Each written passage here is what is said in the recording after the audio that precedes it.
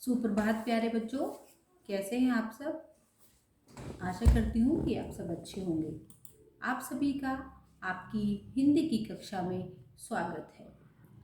Student, आज हम पाठ 16 यह देश रहेगा का अध्ययन करेंगे। So every student take out your Hindi Pavani book and page number is 124. Okay, take out your book and open page number 124. देखिए बेटा, बिफोर स्टार्टिंग द चैप्टर मैं आपको एक चीज़ क्लियर कर दूं। देखिए इसका नाम क्या है, यह देश रहेगा। यानी जो हमारे देश का एक इतिहास है उसमें ऐसे बहुत वीर बालक या बालिकाएं हुए हैं जिन्होंने अपने प्राणों को देश की रक्षा के लिए न्यौछावर कर दिया। यानी उन्होंने अपने प्राणों की चिंता नहीं की और वो अपने देश के लिए उन्होंने अपना बलिदान दे दिया। तो ये जो चैप्टर है ये उन्हीं के लिए कि यह देश रहेगा, कि हम रहें ना रहें लेकिन जो है हमारा यह देश रहेगा। अब देखिए कैसे ये चैप्टर है और किसके बारे में, आप कौन सा वीर है जिसके बारे में आप इस कविता के इस पाठ में पढ़ेंगे। ओके, आपका चैप्टर है, लेट्स स्टार्ट। भारत में मौर्य साम्राज्य का पतन हो चुका था। मगध के सिंहासन पर महाराज पुष्यमित्र शुंग विराजमान थे। हम इस चैप्टर में बेटा एक वीर किशोर वसुमित्र के बारे में पढ़ेंगे। क्या पढ़ेंगे? एक वीर थे जिनका नाम था किशोर वसुमित्र।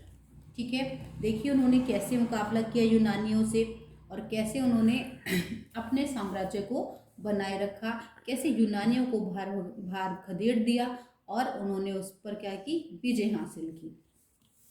मौर्य साम्राज्य का पतन हो चुका था। मगध के सिंहासन पर महाराज पुष्यमित्र शुंग विराजमान थे। उन्होंने शुंग राजवंश के शासन की न केवल नींव डाली थी बल्कि अपने राज्य को दूर दूर तक फैलाने में भी सफल रहे। यानी जब मौर्य साम्राज्य का पतन हुआ तो मगध के सिंहासन के महाराज का क्या नाम था, जो सिंहासन पर थे महाराज पुष्यमित्र शुंग। उन्होंने सिर्फ शुंग राजवंश की नींव ही नहीं डाली बल्कि अपने राज्य को दूर दूर तक फैलाने में का भी कार्य किया। उन दिनों भारत की उत्तर पश्चिमी सीमा पर यूनानियों के लगातार आक्रमण हो रहे थे। और यूनानी क्या कर रहे थे? भारत की उत्तर पश्चिम सीमा पर लगातार आक्रमण कर रहे थे। वे बार बार घात लगाकर हमला करते, किंतु हर बार महाराज की सजग और वीर सेना उन्हें खदेड़ देती थी। यानी वो बार बार हम पर आक्रमण करते, यूनानी बार बार उस पर मतलब अटैक करते रहते, लेकिन जो महाराज थे वो इतने सजग थे और उनकी जो सेना थी वो बहुत वीर थी। वो उनका मुकाबला करती और उन्हें बाहर खदेड़ने का मतलब होता है बाहर निकाल देती, उन्हें हरा देती।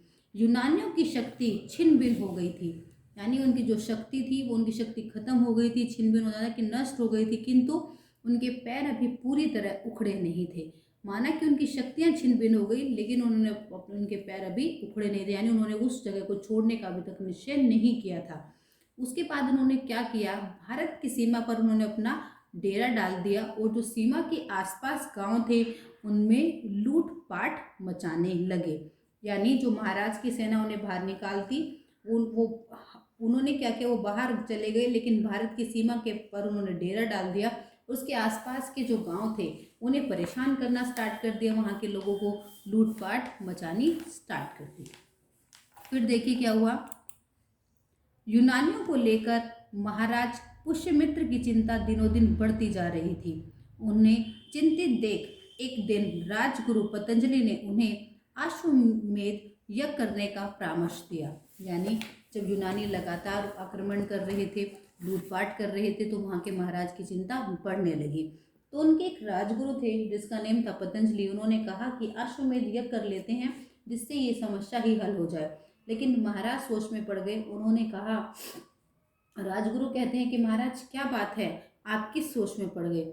सम्राट बोले, यज्ञ तो हो जाएगा राजगुरु, किंतु यज्ञ के घोड़े की रक्षा कौन करेगा?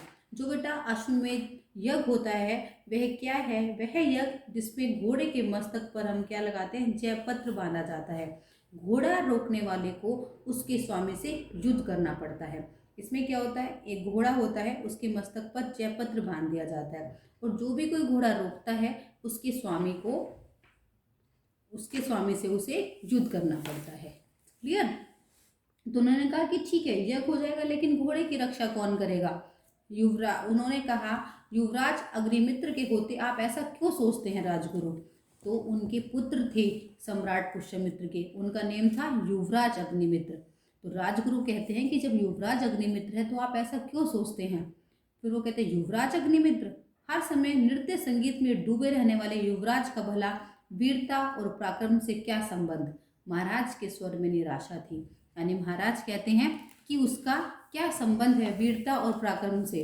वो तो हमेशा ही संगीत में डूबा रहता है, नृत्य में डूबा रहता है, यानी डांस करता रहता है, नाचता गाता रहता है, उसका क्या संबंध है वीरता से।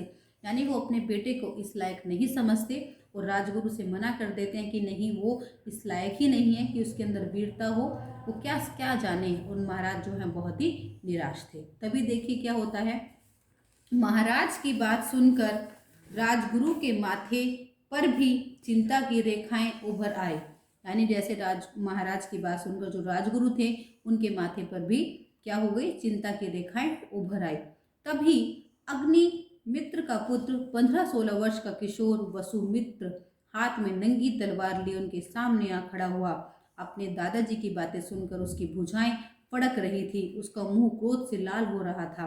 वह आगे बढ़कर बोला, दादाजी आप व्यर्थ ही चिंता करते हैं, मैं यज्ञ के घोड़े की रक्षा करूंगा, आप मुझे आज्ञा दीजिए। जब महाराज को अपने बेटे पर शक हुआ, उन्होंने कहा कि वो क्या रक्षा करेगा, वो नाचता गाता रहता है। तभी उनका पोता वहां पर आया, उसका नेम क्या था, किशोर वसुमित्र। आप देखिए उनका नाम था सम्राट पुष्यमित्र, उनके बेटे का नाम था युवराज अग्निमित्र और उनके बेटे का नाम था किशोर वसुमित्र। यानी 3 इसमें हैं, सम्राट पुष्यमित्र, उनका बेटा युवराज अग्निमित्र और उनका भी बेटा किशोर वसुमित्र। और एक इसमें कौन है, जो वहाँ के राजगुरु हैं, राजगुरु पतंजलि। तो वो कहता है कि दादाजी आप क्यों चिंता करते हैं। और उसका मुंह जो है बिल्कुल लाल हो जाता है, वो तलवार लेकर आता है। उम्र कितनी है, सिर्फ 15-16 वर्ष का है, क्योंकि वो बहादुर था। इसलिए होता है दादाजी आप क्यों चिंता करते हैं, आप बेकार ही चिंता कर रहे हैं, मैं घोड़े की रक्षा करूंगा ना, आप मुझे परमिशन दीजिए, मुझे आज्ञा दीजिए, मैं इसकी रक्षा करूंगा। सम्राट और राजगुरु दोनों का हृदय यह सुनकर गदगद हो उठा। यानी सम्राट और राजगुरु दोनों ही खुश हो उठे। हृदय गदगद हो जाना यानी खुशी से भर जाना। सम्राट बोले, पुत्र वसु तुम तो अभी बालक हो, तुम यूनानियों जैसे शत्रुओं से भला कैसे लोहा ले पाओगे। तो सम्राट कहते हैं कि बेटा तुम तो अभी बच्चे हो, तुम कैसे यूनानी सेना के शत्रुओं से मतलब लड़ पाओगे। जो यूनानी सेना है हमारी शत्रु है, उनसे तुम कैसे लड़ पाओगे। तो वसुमित्र ने कहा, मैं बालक हूँ तो क्या हुआ दादाजी। वो कहता है कि क्या हुआ, मैं बच्चा हूँ, मैंने बचपन से लवकुश और वीर अभिमन्यु की कथाएं सुनी हैं। यानी जो किशोर वसुमित्र थे वो लवकुश और वीर अभिमन्यु की कथाओं से प्रेरित थे। जब तो कहते हैं कि स्टोरी सुननी चाहिए, आपको प्रेरणा देती है। जैसे देखो किशोर वसुमित्र ने लवकुश और किसकी स्टोरी सुनी है, वीर अभिमन्यु की, आप लोगों ने भी सुनी है। और उनकी स्टोरी से बहुत इंस्पायर थे, कैसे वो लवकुश और वीर अभिमन्यु बहुत छोटे थे लेकिन फिर भी वो लड़े थे। तो कहते हैं कि जब वो लड़ सकते हैं तो मैं क्यों नहीं लड़ सकता। उन्होंने भी तो युद्ध में बड़े बड़े योद्धाओं के दांत खट्टे किए थे, तो मैं ऐसा क्यों नहीं कर सकता। वो कहते हैं कि दादाजी क्या आप मुझे इस योग्य नहीं समझते। अब देखिए क्या उसके दादाजी उसे परमिशन देंगे युद्ध लड़ने की, क्या वो युद्ध लड़ पाएगा और क्या जीत पाएगा, देखते हैं। सम्राट की आंखें खुशी से झलक उठी। उन्होंने वसुमित्र को गले से लगा लिया और बोले, नहीं नहीं पुत्र, तुम तो शुभवंश के गौरव हो। अश्वमेध यज्ञ अवश्य होगा, हम रहे न रहें, किंतु मेरा विश्वास है कि हमारा यह देश और इसका गौरव अवश्य रहेगा। सम्राट खुशी से खुश हो जाते हैं।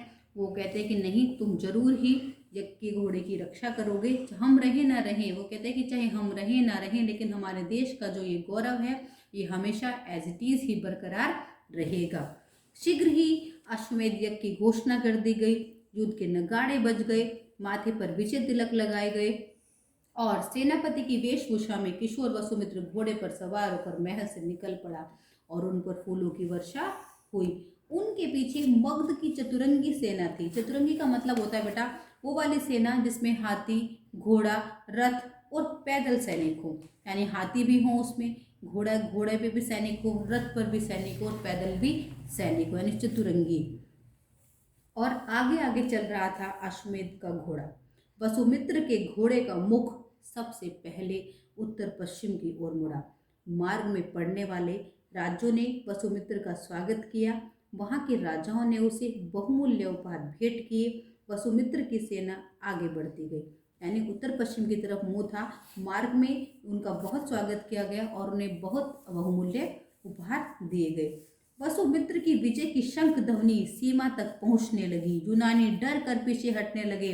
वसुमित्र की सेना ने उन्हें देश की सीमा से बाहर खदेड़ दिया। यानी वसुमित्र की जो विजय की शंख ध्वनि थी, जब कोई विजय होता है तो शंख बजता है, उसकी शंख ध्वनि सीमा तक पहुंचने लगे और यूनानी वो डरने लगे कि नहीं, अब हम नहीं जीत पाएंगे, और वो सीमा से बाहर चले गए।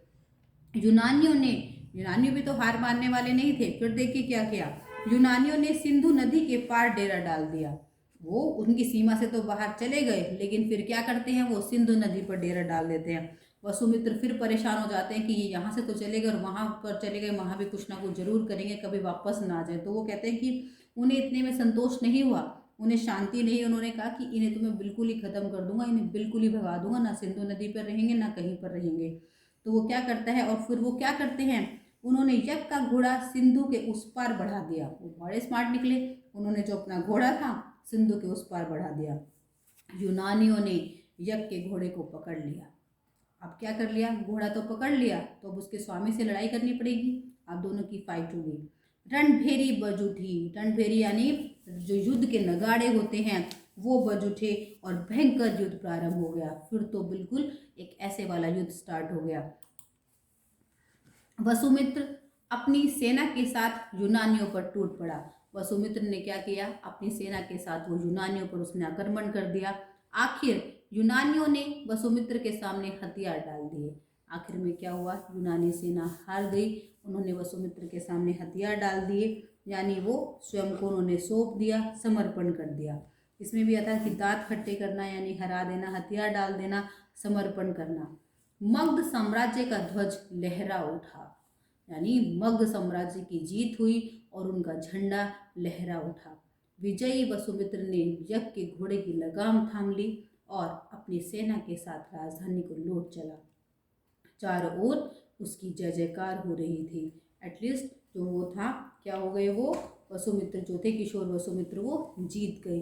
तो आप देखिए कितनी छोटी सी एज में उन्होंने अपने साम्राज्य की रक्षा की, मगध साम्राज्य की, और यूनानियों से लोहा लिया, उन्हें अच्छी तरह से हरा दिया और अपने वहाँ से उन्हें खदेड़ दिया। आखिर में यूनानियों को वसुमित्र के सामने हथियार डालने पड़े, समर्पण करना पड़ा। अगर बेटा आप कुछ भी चाहें, ठीक है, आप जो, अगर आपके अंदर आप कुछ भी चाहें आप वो कर सकते हैं। वो भी तो कह सकते थे कि मैं बहुत छोटा हूँ, लेकिन नहीं, उन्होंने क्या किया, वो इंस्पायर्ड थे लव कुश की स्टोरी से, तो उन्होंने कहा कि नहीं मैं युद्ध लड़ूंगा, और आखिर वो युद्ध में जीते।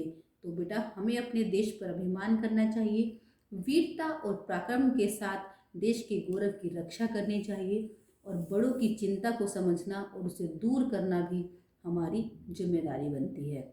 आप इस चैप्टर में आपने पढ़ा जैसे उसके दादाजी परेशान थे, लेकिन उनके पोते ने क्या किया, उनकी चिंता को समझा और उसे दूर किया। तो हर एक चैप्टर से आपको कुछ ना कुछ मिलता है सीखने के लिए, जो मैं हमेशा ही सेम चीज़ बोलती हूँ। ओके बेटा, thank you so much, bye bye everybody, take care of yourself.